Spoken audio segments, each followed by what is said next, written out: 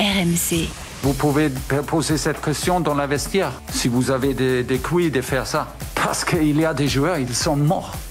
C'est très important, la concurrence. Qui est meilleur, c'est le meilleur. Monsieur, vous êtes un con. After Paris. Thibaut Giangrande. Salut mes Parisiens, comment ça va? Bienvenue dans l'After Paris, le podcast qui débat de l'actu du Paris Saint-Germain toutes les semaines. Merci d'être là, de continuer à faire monter ce podcast sur les différentes plateformes.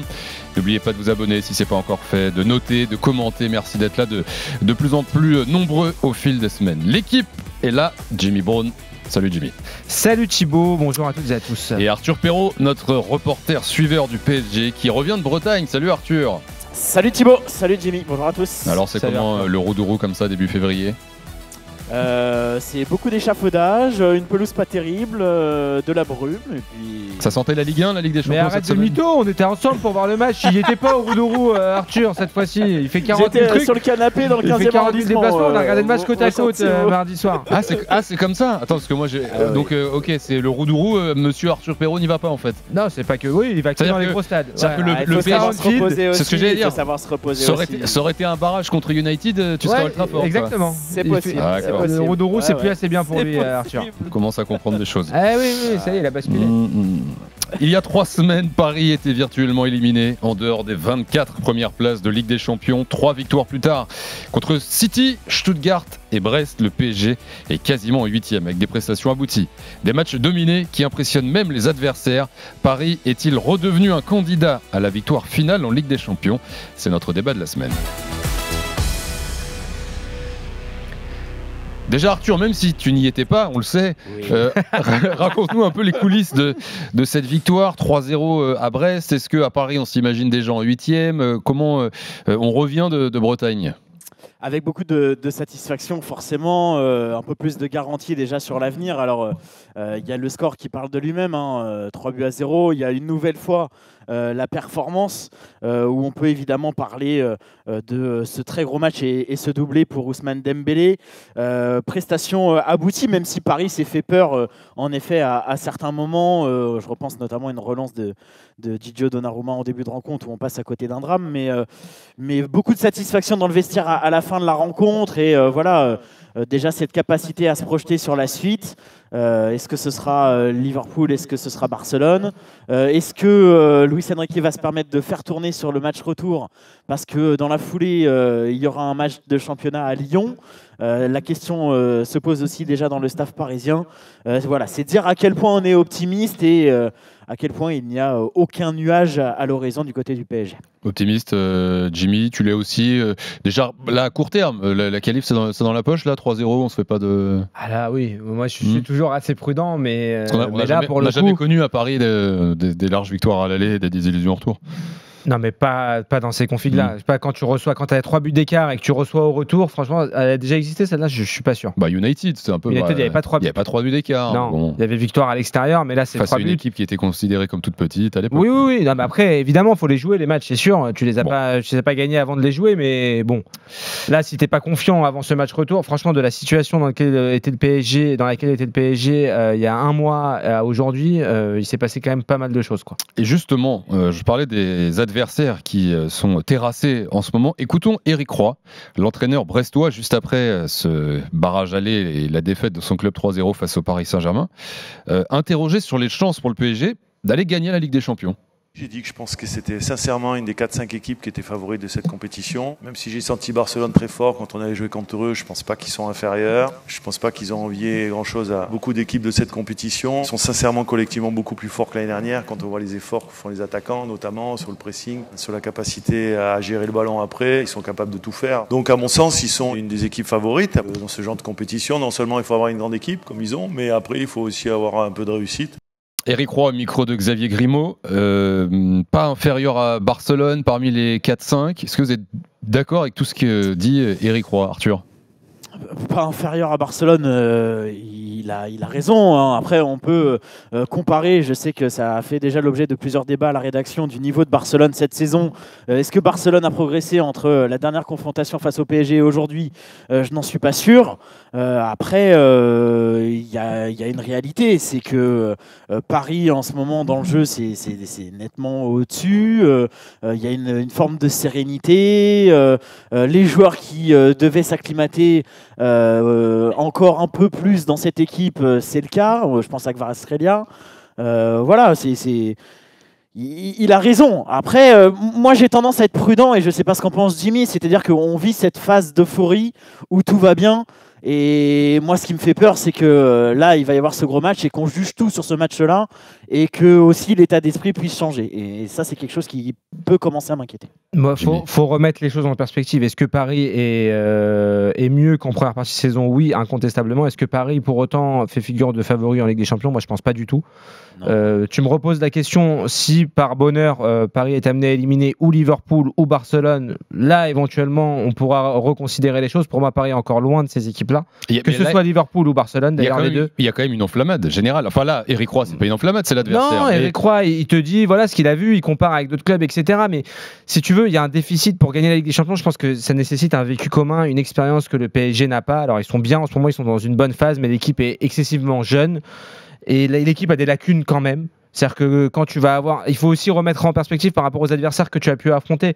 Tu as affronté City, tu as vu City contre le Real, ils ont réussi à perdre un match imperdable. Tu vois bien que City, sur Oxy, ils arrivent au bout. Stuttgart, on s'est fait peur, mais finalement Stuttgart, ils finissent en dehors des 24. Brest, est-ce que c'était pas un des tirages les plus faciles possibles pour le PSG sur le barrage? Oui. Alors après, voilà, maintenant tu changes complètement de catégorie d'adversaire et il faudra pas dézinguer le PSG si tu tombes contre plus fort. Tu peux tomber contre Liverpool, tu peux tomber contre Barcelone. Moi, je suis pas d'accord avec Arthur, je pense que Barcelone a beaucoup progressé par rapport à la saison dernière. Je pense que la saison dernière, c'est Xavi qui les avait flingués, notamment au match retour après l'exclusion en sortant Lamine Yamal, qui est pour moi un des 2-3 meilleurs joueurs du monde. Tu vois la saison que fait Pedri cette saison, c'est exceptionnel. T'as des boulevards derrière quand même maintenant avec le Barça. Hein. Ouais, mais du côté du PSG aussi, t'as des boulevards derrière. Et en fait, les situations que n'ont pas pu exploiter Romain Fèvre, Ludovic Ajorc contre Brest pour citer le dernier match, je pense que des Yamal, des Mohamed Salah qui marchent sur l'eau avec Liverpool te permettront pas de survivre à ces petites défaillances. Moi, voilà le côté gauche de la défense parisienne, Nuno Mendes. Je disais avant sa prolongation, entre temps il a prolongé, mais autant il est impressionnant. C'est un contre-attaquant, peut-être un des meilleurs d'Europe. Mais voilà, dans le 1 contre 1 défensivement, il a du mal. Pacho à côté de lui quand il affronte un certain type de joueur avec des gros gabarits. On l'a vu contre Biret, même s'il n'avait pas forcément été décisif dans le match au parc contre Monaco, même contre Ajorc sur le match en championnat. Il a des difficultés là. Tu vas te coltiner Lewandowski si tu joues le Barça, voire c'est pas la même. C'est pas, tu vois, ça va être compliqué. C'est des équipes. Malheureusement, mais après Paris peut s'en prendre qu'à lui-même par rapport au début de parcours, parce qu'il ne faut pas oublier non plus qu'il y a eu là on reste sur une super phase, mais il y a eu le Bayern qui s'était mal passé, il y a eu Arsenal. etc. Tu as pris un certain retard à l'Atlético de Madrid, tu as perdu, donc tu te retrouves maintenant, tu peux pas te cacher derrière la malchance en fait. Là, c'est le tableau qui est préétabli. Tu affrontes premier ou deuxième parce que tu n'as pas fait le boulot en phase de ligue. Qu'est-ce qui a changé, les gars, Arthur, Jimmy, en aussi peu de temps? Il y a... je sais pas, les 2 mois, Paris était au bord de l'élimination, tout était... L'inefficacité, surtout. Tout était remis en question, et là, en 2 mois de temps, on entend Eric Roy, et c'est pas le seul. Voilà, Paris serait devenu d'un coup un prétendant, le top 4. Qu'est-ce qui change, les gars? Il y a un mec qui s'appelle Ousmane Dembélé quand même. Et donc c'est tout ce qui a changé. C'est énorme, mais vous rigolez ou quoi? Il y a ça plus le match déclic face à City, je pense. Oui, les deux combinés, c'est ce qui fait tout. Je rejoins tout à fait Arthur. Si tu n'as pas ce scénario contre City, je pense que tu n'as pas le mois qui a découlé derrière. Ça, j'en suis persuadé. Et encore, le mois, c'était pas si longtemps, il n'y a même pas 3 semaines. 15 jours, 3 semaines. Donc, tu vois, on reste sur une période très courte où ça se passe très bien. Parce que je pense aussi, moi, n'en déplaise à certains, j'ai beaucoup de débats, notamment sur les réseaux sociaux avec des supporters qui me disent « Ouais, vous avez taillé Luis Enrique sur son jeu de possession, mais regardez aujourd'hui. » Mais moi, je trouve qu'aujourd'hui, c'est pas tout à fait le même jeu, c'est-à-dire que tu vas beaucoup plus vite vers l'avant aussi. Si tu regardes les actions, les buts du PSG, il y a peu de buts qui sont construits sur des séquences qui durent plus que 15-20 secondes. Tu vas vraiment très vite vers l'avant. Tu as des joueurs qui sont rentrés dans ce nouveau système où ça va vite devant, et le fait de mettre Dembélé numéro 9, ça t'aide beaucoup. Tu as Désiré Doué qui a émergé, qui n'était pas là avant. Arthur en parlait, tu as Kvara qui est arrivé, qui t'offre quand même une autre solution. C'est pas tout à fait la même équipe qu'en première partie de saison. Et après, tu as la confiance aussi, oui, tu as un facteur confiance de par ce qui s'est passé contre City. Et tu as aussi à remettre en perspective, encore une fois, je suis désolé d'être rabat-joie, mais l'adversité. Si tu arrives à reproduire ces performances-là contre Liverpool ou contre Barcelone, et si par bonheur, et moi je suis le premier à le souhaiter, et encore une fois, je le répète, si par malheur tu n'es pas qualifié, et bah c'est pas grave parce que tu t'éclates en regardant cette équipe. C'est ça aussi qui est intéressant avec le PSG, c'est que regarder les matchs du PSG aujourd'hui, moi je mets Reims de côté sur et Espali en Coupe de France sur le début d'année 2025. Franchement, tous les matchs que tu vois, bah, tu kiffes regarder les matchs, quoi. Tu te réintéresses à cette équipe, elle te donne à nouveau envie de l'aimer, à nouveau envie de la suivre. Moi, j'étais un peu lassé sur certains matchs la saison dernière et même en première partie de saison. Bah, je trouvais ça ennuyeux, moi, le jeu où le tiki-taka façon Espagne. Donc au Luis Qatar. Enrique a changé, quoi. Luis Enrique a changé ou non, il s'est adapté à ses profils aussi, je pense. Il est assez pragmatique. Moi, j'ai toujours dit que c'était un entraîneur suffisamment intelligent pour jouer sur les qualités de ses joueurs. Et il faut quand même reconnaître la trouvaille Ousmane Dembélé, je le répète. Mais Arthur, ça vaut le coup de s'attarder 5 minutes sur Ousmane Dembélé. C'est quand même... Enfin, personne s'attendait. Enfin, moi, en tout cas, c'est un joueur que j'ai toujours adoré. Quand il a signé au PSG, j'étais le premier heureux. Mais si on m'avait dit qu'il allait faire, c'est 18 buts sur les 11 derniers matchs. Meilleur buteur d'Europe en 2025. Franchement, les gars, c'était pas prévu au programme quand même, ça. Oui, Arthur. C'est vrai que c'est assez hallucinant et on est en train de préparer un long sujet sur lui avant le match retour pour RMC Sport. Et j'ai discuté rapidement, notamment avec Guillaume O'Haraud et avec Mevlou Terding aussi, que j'ai eu au téléphone il y a 2 jours, et qui, lui, l'a connu assez jeune, qui l'a connu à Rennes. Et qui me dit vraiment mot pour mot, mais le Paris a trouvé son nouvel attaquant star depuis le départ de Kylian Mbappé. Il me dit ça saute aux yeux et le positionnement. Tôt, les gars. Ok, là, c'est ce qu'il fait depuis 1 mois et demi, d'accord, mais faut pas qu'on oublie qu'il a 27-28 ans. On le connaît maintenant, ce joueur. On sait aussi qu'il a du mal à être régulier.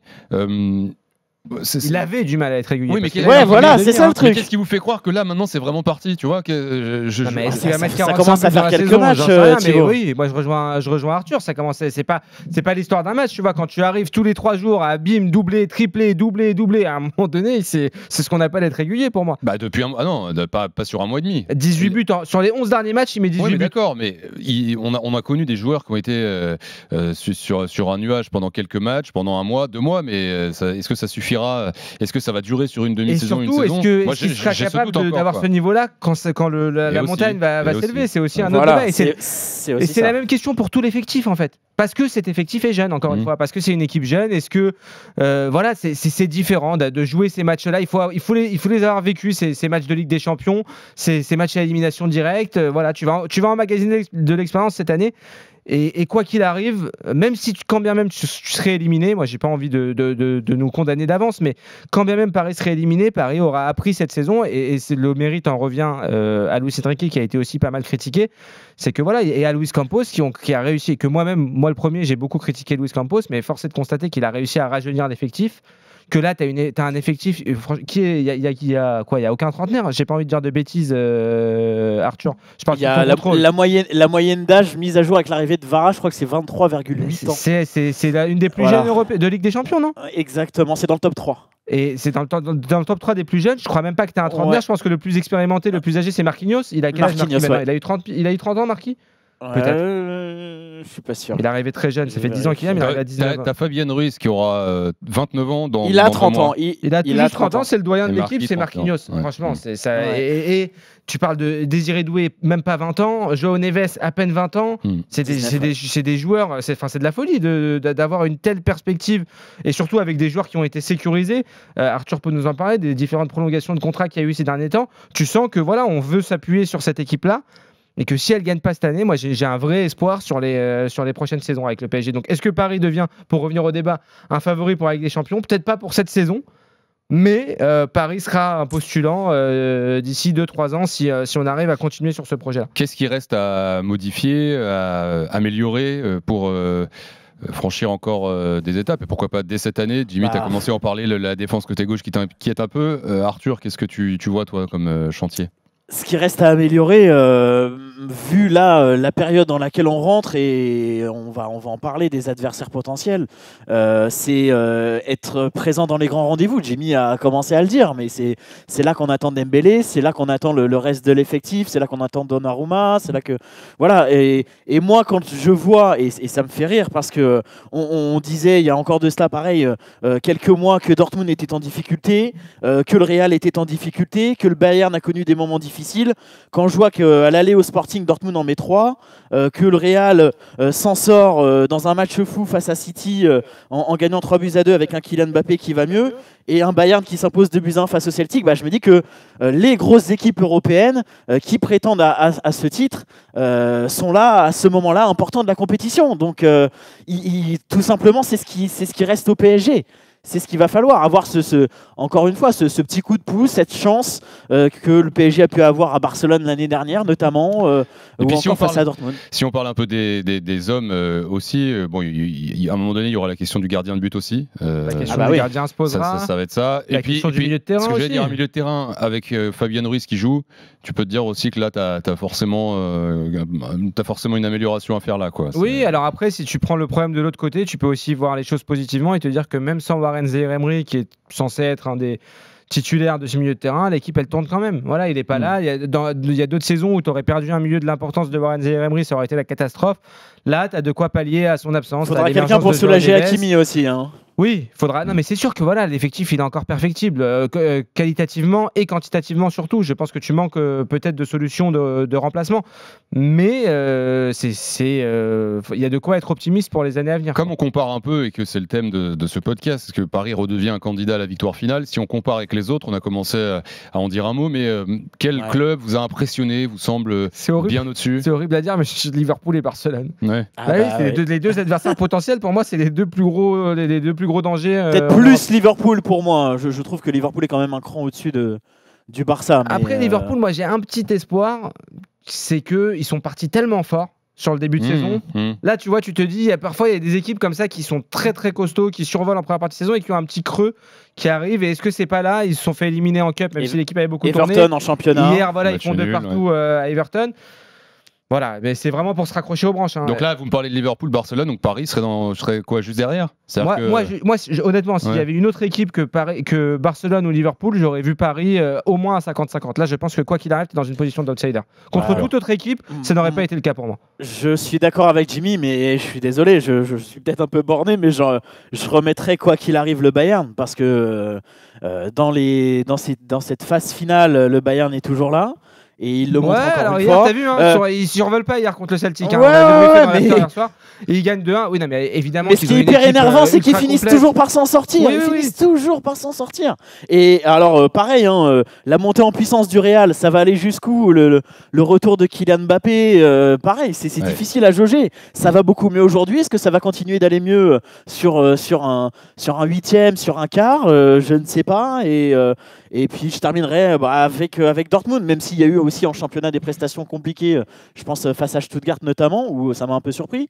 Dortmund gagne encore en Coupe d'Europe. Autant j'ai pas envie de jouer Barcelone, autant j'aimerais bien prendre la revanche contre Dortmund. J'aurais aucun problème à affronter Dortmund. Par rapport au parcours de l'année dernière, si on pouvait recroiser Dortmund et pas le Barça, moi je signerais dès demain. Bon, en tout cas, réception de Brest d'abord pour ce barrage retour mercredi prochain. Toulouse d'ici là, ce week-end. Et ce sera sur RMC bien évidemment. Merci les gars. Et donc après Brest, juste petite, on en reparlera, mais le match après Brest, c'est Lyon. Il le disait au début de podcast, Arthur. Lyon, il y a 6 ans, je crois que c'était 2019, tu étais invaincu jusqu'à la mi-février ou fin février. Tu vas à Lyon et tu perds ton invincibilité là-bas. Donc voilà, si on peut éviter ça cette saison, c'est un des gros déplacements, des gros accros. Je sais que Luis Enrique a dit que ça l'intéressait pas, ce genre de record. Mais bon, tant qu'à faire, voilà, t'es bien parti. Si tu peux, t'as un match que tu peux bien gérer contre Brest, parce qu'à 3-0, tu peux te permettre, moi je pense, de tourner un petit peu, de préserver certains et d'envoyer une vraie bonne équipe. Et puis tu restes sur un de tes vœux de l'année, l'invincibilité. Exactement, voilà, je reste fidèle à ce que j'ai dit, premier podcast de l'année. Merci les gars, Jimmy Braun, Arthur Perrault, on se retrouve la semaine prochaine pour débriefer et se projeter, on l'espère, sur ce barrage de Ligue des Champions. Merci à vous d'avoir été là, fidèles toujours à l'After Paris. Passez une bonne fin de semaine, à très vite, ciao. RMC After Paris.